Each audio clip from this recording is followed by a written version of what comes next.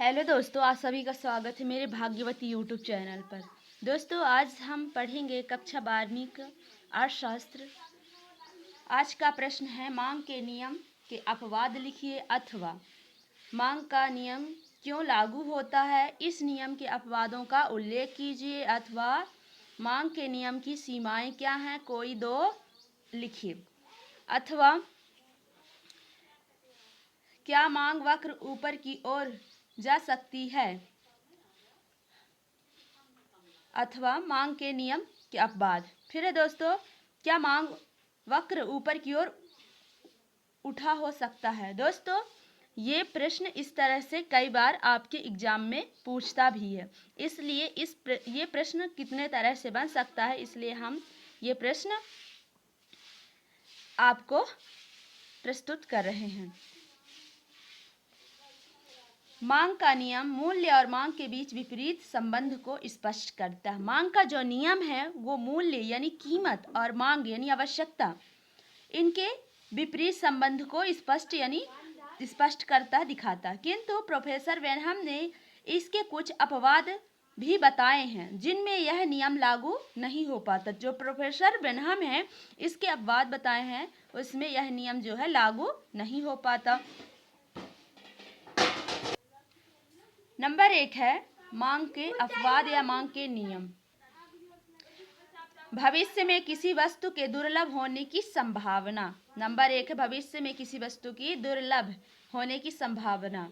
यदि किसी वस्तु के मूल्य में वृद्धि होने के साथ साथ भविष्य में उसके दुर्लभ होने का भी आशंका पैदा हो जाए तो लोग उस वस्तु का संग्रह करना आरंभ कर देते हैं। दोस्तों, यदि जो वस्तु के मूल्य में वृद्धि यानी कीमत अधिक बढ़ जाना, साथ साथ भविष्य में दुर्लभ यानी कि भविष्य में ना मिल पाना, उपलब्ध ना होना, ऐसी आशंका हो जाए तो लोग जिस वस्तु का दुर्लभ हो जाता उसको संग्रह यानी इकट्ठा करना आरंभ कर देते हैं। दूसरा नंबर है आवश्यक वस्तुओं के संबंध में यह नियम क्रियाशील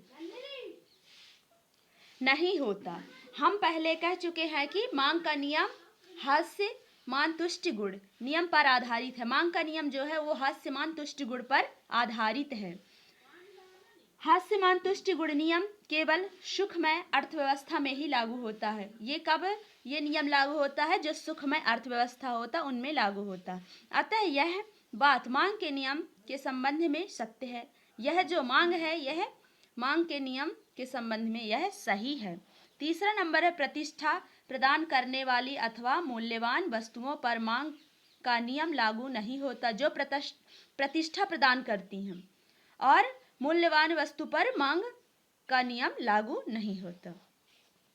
प्रतिष्ठा बढ़ाने वाली अथवा मूल्यवान वस्तुओं का प्रयोग धनी लोग समाज में सम्मान पाने अथवा अपनी संपन्नता का प्रदर्शन करने की दृष्टि से करते हैं। अतः इनका मूल्य बढ़ जाने पर इनकी मांग और भी अधिक बढ़ जाती है। चौथा नंबर है उपभोक्ता की अज्ञानता। उपभोक्ता कभी कभी भूल कर बैठता है। कभी कभी उपभोक्ता अज्ञानतावश ऊंचे मूल्यों पर वस्तुओं की अधिक मांग करते हैं। जब वस्तु की कीमत ज़्यादा रहती है तो जो उपभोक्ता होते हैं वो अधिक मांग करते हैं, और जब मूल्य घट जाता है तो वे इनकी मांग कम कर देते हैं। इससे भी इस नियम का एक अपवाद माना जाएगा। पांचवा नंबर है जनसंख्या में वृद्धि। जनसंख्या में वृद्धि के कारण मूल्य बढ़ जाने पर भी जो वस्तु की मांग होती है वह बढ़ती है।